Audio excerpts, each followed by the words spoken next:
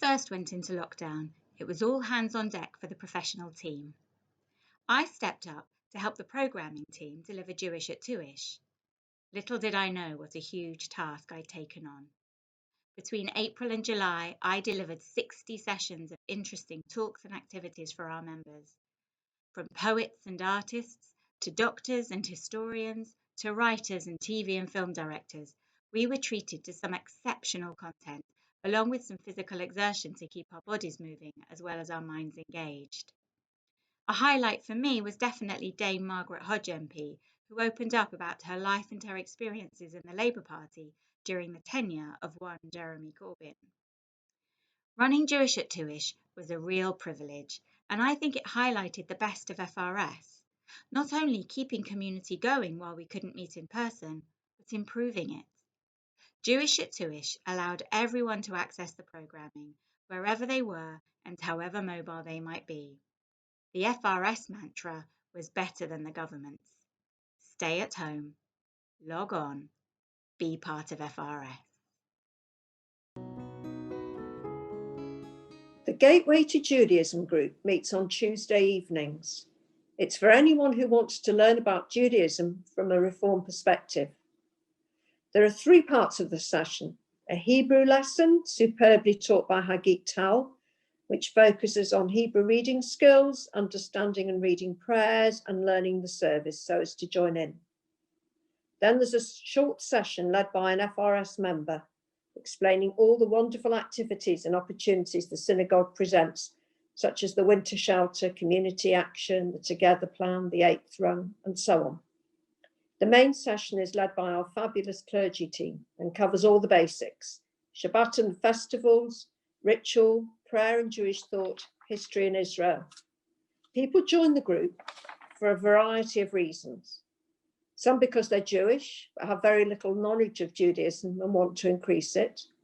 Some because they're not Jewish, but are already or are planning to be in a family that is or includes Jewish members, and they want to understand and participate.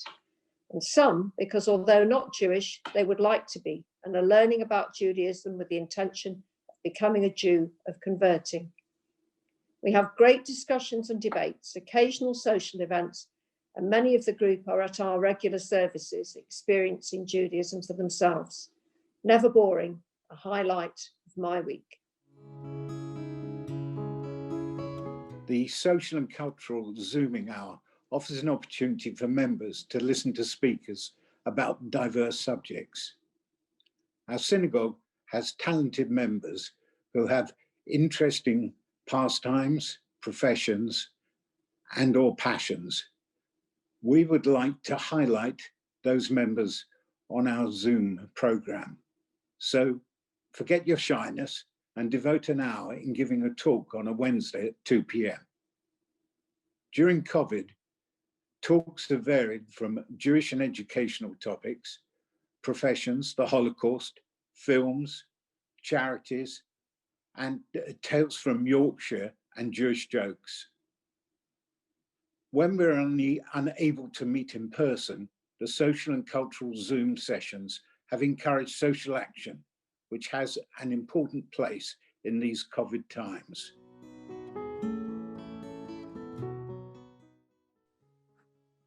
Hello everyone, I'm Carol Balfe and I'm joining Liz Crossick in Finchley Reformed Synagogue's very own The Listening Project, and we're here to talk to you today about our involvement with a group at Finchley called The Writing Project.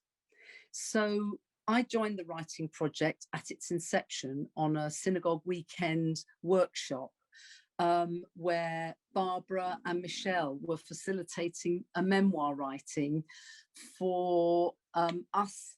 Well, I'm an older person, and it was, for me, it's about making sure that I write my stories down for my children, because I regretted not capturing everything from my parents before they died.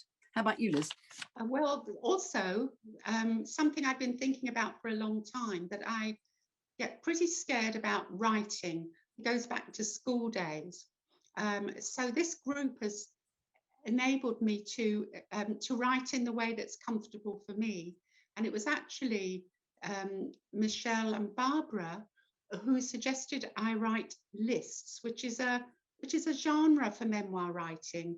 And I write vignettes, just an A4 page for each of the subject matter in my memoir. And these come out of exercises that they suggest in a monthly group meeting. It's very interesting, Liz, that you should talk about your lists, because I found your notion of writing a list very inspirational, and it helped me to change the way that I write as well. So I'm also now able to write a short piece in the form of a list, and it gets over an awful lot of information in a very short period of time, because I'd had no experience of writing like this before. So this group was really good to get me going. It's such a great group, Carol, isn't it? Oh, it's fantastic. It meets for an hour and a half once a month. And of course, we're on Zoom at the moment. And we all really enjoy listening to each other's writing as people read them out. In fact, we're pretty spellbound.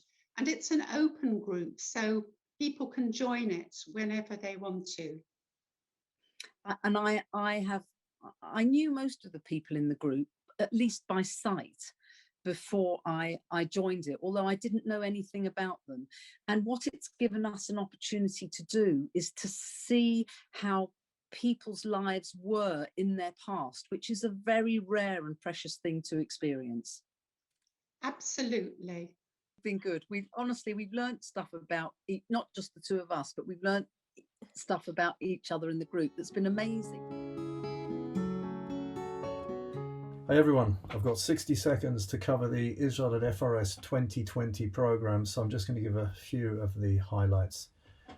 We had Arab and Jewish speakers talking about alternate tourism in Israel, about encouraging civil equality through visiting places that as a Jewish traveller you might not normally get to.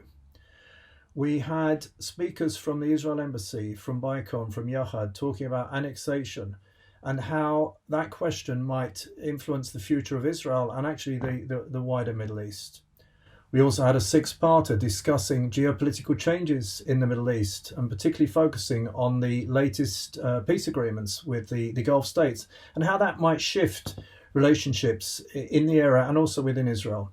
And we looked at Israel from within. We had a speaker from the Israel Women's Network who spoke to us on Shabbat about real attitudinal change that is taking place in Israel. There was much more, and I hope you'll join me this year in our 2021 program.